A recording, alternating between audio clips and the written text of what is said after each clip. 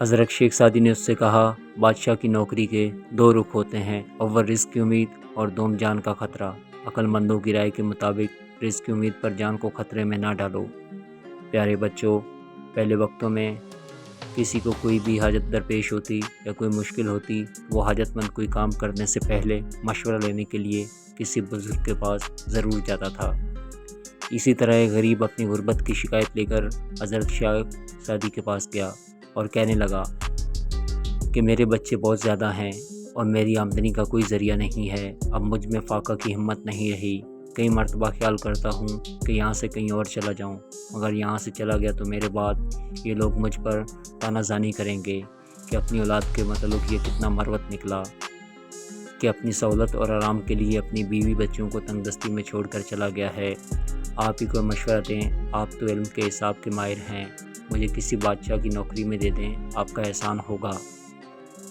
حضرت شیخ سعدی نے اس سے کہا کہ بادشاہ کی نوکری کے دو رخ ہوتے ہیں، اول رزق کی امید اور دوم جان کا خطرہ۔ عقل مندوں کی رائے کے مطابق رزق کی امید پر جان کو خطرے میں نہ ڈالو۔ اس شخص نے کہا، اے شیخ، یہ میرے سوال کا جواب نہیں، آپ کو میرے دکھوں کا اندازہ نہیں ہے۔ جب میں خیانت نہیں کروں گا تو بادشاہ کیوں مجھ پر غصہ ہوگا؟ تو حضرت شیخ سعدی نے اسے ایک لومڑی کا قصہ بیان کیا کہ ایک لومڑی کو بھاگتے دیکھ کر لوگوں نے پوچھا کہ تجھے کیا مصیبت آن پڑی کہ تو اتنا دوڑ رہی ہے؟ تو اس نے کہا، میں نے سنا ہے کہ شیر کو بگاڑ میں پکڑ رہے ہیں۔ لوگوں نے کہا، تیری شیر سے کیا نسبت؟ لومڑی نے کہا، چپ رہو، اگر ہستوں نے دشمنی میں کہہ دیا کہ یہ شیر کا بچہ ہے تو پھر میرا کیا ہوگا اور مجھے کون چھڑائے گا؟ اے دوست، بے شک تو دیانتداری کے ساتھ کام کرے، مگر ان ہستوں کا کیا جو بادشاہ کے سامنے تیری جھوٹی شکایت کریں گے؟ تیرے حق میں کوئی بولنے والا نہ ہوگا، لہٰذا تیرے لیے بہتر ہے کہ تو روکھی سوکھی کھا کر گزارا کر، بادشاہ کی ملازمت کا خیال دل سے نکال۔ شیخ سعدی کی باتیں سن کر وہ شخص غصے میں آ گیا، چنانچہ شیخ سعدی نے اس کو بادشاہ کی نوکری میں دے دیا۔ وہ غریب کچھ عرصے میں اپنی محنت اور قابلیت کی بدولت ترقی کرتا ہوا ایک بڑا افسر بن گیا، اور پھر ایک وقت ایسا آیا کہ وہ بادشاہ کے خاص مقرب بندوں میں شامل ہو گیا۔ پھر کچھ عرصہ بعد شیخ سعدی کچھ دوستوں کے ہمراہ حج کے لیے چلے گئے۔ جب حج کی سعادت سے واپس لوٹے تو وہ شخص پھر پھٹے پرانے کپڑوں میں تھا۔ اس کی حالت دیکھی تو شیخ نے حیرت کا اظہار کیا اور پوچھا کہ تیرے ساتھ یہ کیا ہوا ہے؟ تو اس نے کہا کہ آپ کا سچ ثابت ہوا، میرے حاسدوں نے مجھ پر خیانت کا الزام لگایا اور بادشاہ نے صحیح معنوں میں تفتیش نہیں کروائی۔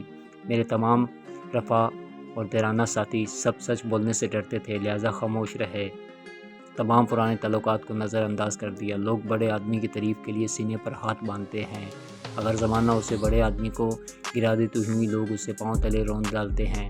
حضرت شیخ سعدی نے اس سے کہا کہ تو نے میرا مشورہ نہ مانا، اور میں نے تجھ سے نہیں کہا تھا کہ بادشاہوں کی نوکری دریا میں رہنے کے مترادف ہے، جن میں سے بڑا خطرہ ہے، اور میرے کان میں نصیحت کی بات نہیں پہنچتی تو کیا تو جانتا نہیں کہ میرے پاؤں میں بیڑیاں پڑ سکتی ہیں؟ اگر تجھ میں دوسری مرتبہ ڈنگ کھانے کی سخت نہیں ہے تو بچھو کے بل میں کیوں انگلی ڈالتا ہے؟ نصیحت ضرور نفع دیتی ہے۔ دانا شخص اپنے تجربے اور علم کی بدولت تمہیں کوئی نصیحت کرتا ہے، جبکہ بے وقوف شخص اپنی ناتجربی کاری اور کم علمی کے باعث سراسر نقصان اٹھاتا ہے۔